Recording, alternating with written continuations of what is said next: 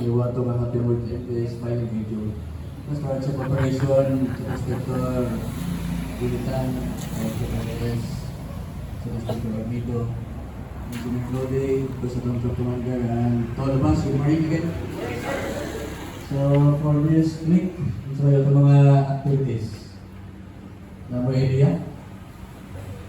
So last week no, natay conference saan, then followed with Bukidnon, then for this week, another combination sa ato ang command conference sa Tumpukasan, no?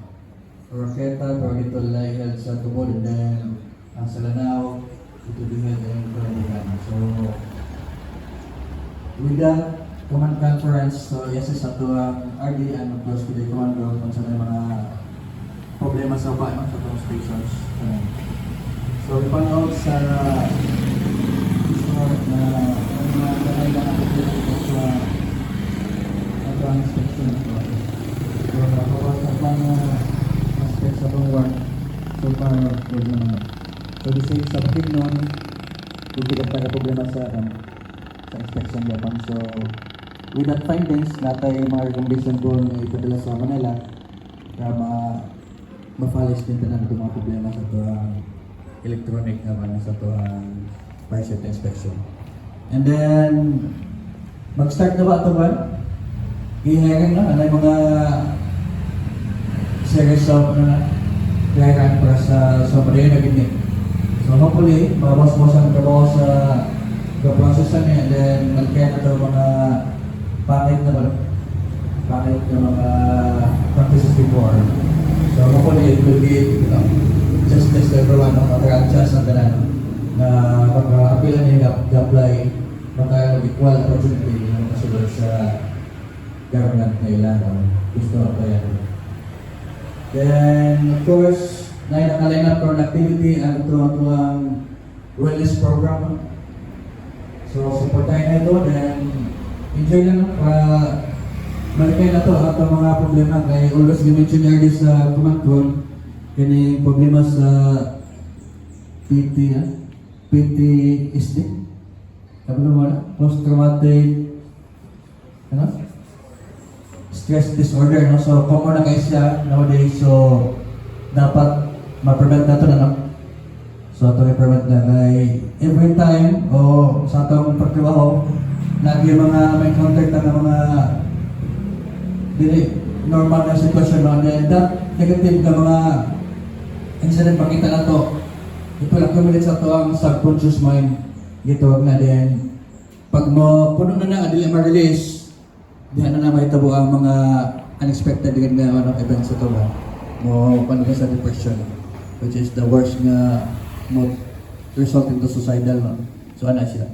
So take care sa inyong mga anak, mga loved ones nga ma-prevent na nga event. So PTSD, no? Post-traumatic stress disorder. So kita mo na, akong na-remember na ko na past nag-schooling ko na kung ano ang subject na i-process na kaya nga subject, pero until now ay pa siya ng gawas din, no? Natinood gaya sa uban nga study sa gawas pa to, wala kayo naman na tawagan internalize sa tong time kay bago pa siya nga subject, bago pa ka disease, but today kakita mo na siya, so nagawas na siya ng resulta. So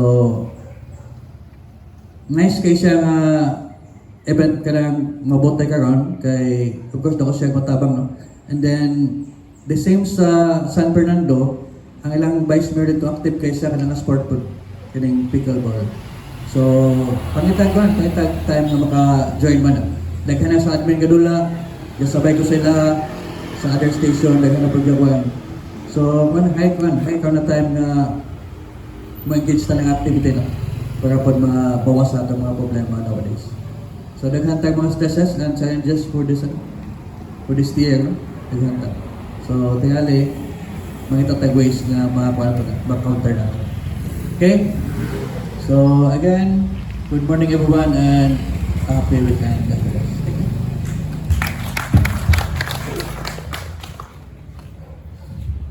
Thank you very much, sir, for your wisdom and guidance.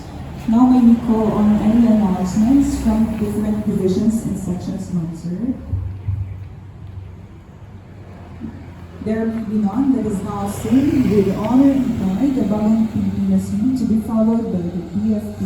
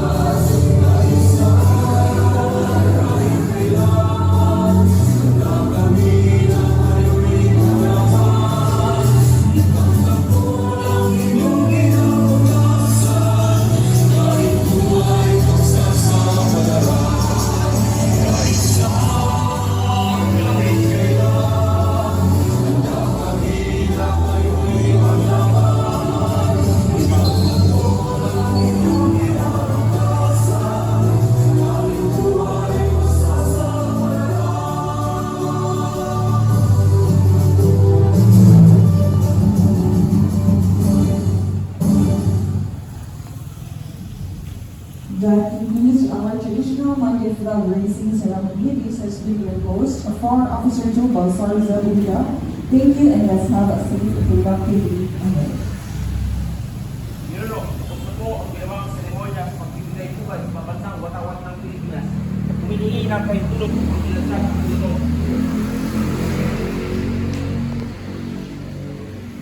Harap sa likod. Rap! Lunsap!